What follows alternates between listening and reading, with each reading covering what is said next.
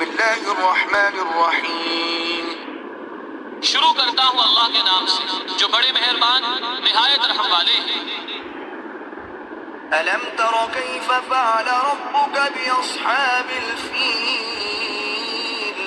ألم يجعل كيدهم في تضليل وأرسل عليهم طيرا أبابيل۔ کیا آپ کو معلوم نہیں کہ آپ کے رب نے ہاتھی والوں کے ساتھ کیا معاملہ کیا؟ کیا ان کی تدبیر کو جو کہ ویرانی کعبہ کے بارے میں تھی سر تا پا غلط نہیں کر دیا اور ان پر غول کے غول پرندے بھیجے؟ ترميهم بحجارة من سجيل فجعلهم كعصف مأكول۔